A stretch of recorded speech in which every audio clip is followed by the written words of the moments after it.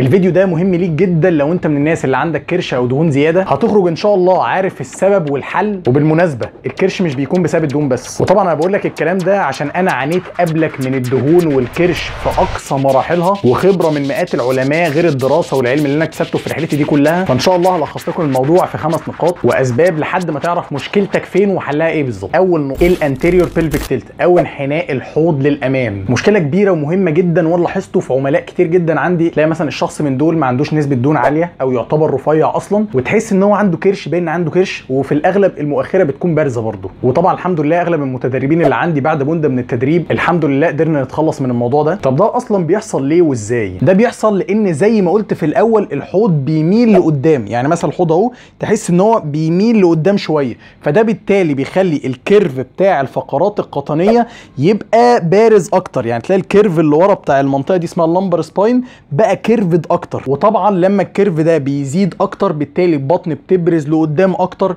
وشكل المؤخره بيبرز لورا اكتر. والموضوع ده بيحصل بسبب ان عضلات البطن وعضلات الجلوتس او المؤخره بيكونوا ضعاف. وعشان نتخيل الموضوع فلنفترض ده الحوض عندنا اهو، زي مثلا في المكان ده اهو، عضلات البطن بتشد لفوق وعضلات الجلوتس تسحب لتحت، فبالتالي بيخلوا الحوض في وضع التوازن كده. فلما عضلات البطن وعضلات الجلوتس بتضعف ده اللي بيحصل، فبالتالي تحس ان الحوض مال لقدام كده، فبالتالي تلاقي الكرش بان اكتر والمؤخره بانت اكتر. طب حل بقى الموضوع ده ازاي؟ الحل ان انت بتقوي عضلات البطن وبتقوي عضلات الجلوتس. طبعا في تمارين جدا لعضلات البطن ممكن تعملها ولعضلات الجلوتس برده، وانصح تعمل التمارين دي وتقعد مثلا تستمر عليها لشهرين او 3 وتشوف الموضوع اتحسن ولا لا. وفي حاله الموضوع ما اتحسنش معاك انصحك تروح لدكتور علاج طبيعي، حد من تخصصي يعني يحلك الموضوع. تاني نقطه، طبعا ده في 99% من اغلب الناس، اي حد عنده اي زياده في اي حته في الجسم غالبا دي بتكون من الدهون. وطبعا تركيز الدهون دي في منطقه الجسم بتختلف من شخص للتاني جدا حسب جيناتك وعوامل وراثيه كتير. مثال، في ناس لا عندهم اكتر حته بيتركز فيها الدهون هي الرجل،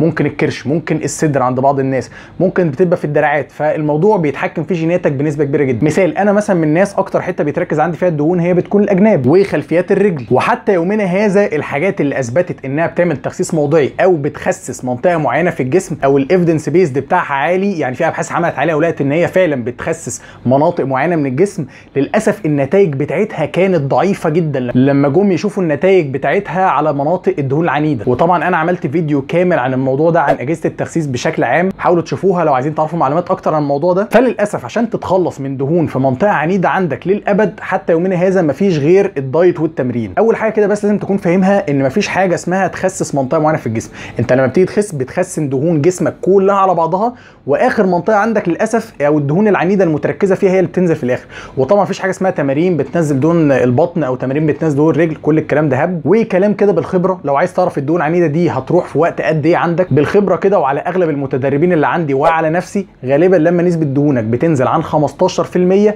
بتلاقي غالبا الدهون العنيده اللي عندك بدات تختفي. وطبعا عشان تنزل الدهون العنيده اللي عندك لازم تاكل سعرات اقل من سعرات ثبات بتاعتك. وعشان اصلا تعرف سعرات ثبات بتاعتك او السعرات الحراريه اللي تخسسك هقولها لك كده في السريع، انت بتضرب وزنك اللي بالكيلو في 2.2 في من 14 ل 16 بناء على نشاطك اليومي. مثال، لو واحد وزنه 100 كيلو يبقى هنضرب ال 100 في 2.2 في 14 هيبقى حوالي 3080 سعره حراريه. يبقى دي السعرات اللي هياكلها كل يوم هتخليه يثبت في وزنه، او دي سعرات ثبات بتاعته. وهتبتدي بقى ايه تقلل عنها من 500 لحد 1000 سعر. وطبعا السعرات دي مش دقيقه بنسبه 100%. انت المفروض ونصيحتي ان انت تقعد تجرب اللي هو تتابع وزنك وشكلك قدام المرايه فتره ما على السعرات دي، وساعتها تقدر تحدد هل دي سعرات ثبات بتاعتك او سعراتك اصلا ولا لا. وطبعا انا عملت سلسله حلقات كامله ازاي تعمل نفسك نظام غذائي كامل من الالف للياء. لو عايز تشوف تفاصيل اكتر عن ازاي تصمم النظام بتاعك اتمنى تشوفها. ثالث نقطه، ممكن يكون اصلا عندك ارتخاء في عضلات البطن، وبالذات عضله زي الترانسفيرسس ابدومينس، والعضله دي تعتبر الكورسيت الطبيعي للبطن، ودي من عضلات البطن الداخليه او الديب كور ماسلز، عكس عضلات البطن الظاهره او اللي من بره زي الريكتس ابدومينس مثلا. طب حلو، ازاي بقى تقوي عضلات الترانسفيرسس ابدومينس دي؟ ده بيكون عن طريق تمرينه اسمها الاستومك فاكيوم، وده انك بتشفط بطنك على الاخر اكنك بتحاول ان سره البطن عندك تلمس ظهرك، ولازم تحس بالعضله دي. عشان كده حط ايدك من عند الحوض من جوه عشان تحس بالعضله. ودي من التمارين اللي ما تتمرنهاش بعدات معينه او نطاق عدات ثابت او كده، دي بتتمرنها لحد الفيلير لحد ما تجيب اخر. وبرده من التمارين الثانيه اللي كويسه للكور ماسلز كتوتال برده وهي تمارين زي بلانك. رابع نقطه، ممكن جسمك حابس ميه. اول حاجه كده قبل ما نتكلم ازاي تنزل الميه زياده اللي عندك، غالبا كده لو انت شخص وزنك زايد انت كده عندك احتباس ميه، ولكن انا ما انصحكش تركز في انك تنزل الميه زياده اللي في الجسم بتاعتك في الاول كده. انصحك ركز ركز في الاول ان انت تنزل الدهون اللي عندك الزياده في الاول، لان دي المشكله الكبرى اصلا. لان الميه زياده لما بتنزل في الجسم بيبان التاثير بتاعها جدا في اواخر مرحله التنشيف، او الناس اللي بتحرق دهون في اواخر مرحله الحرق او التنشيف بتاعتها،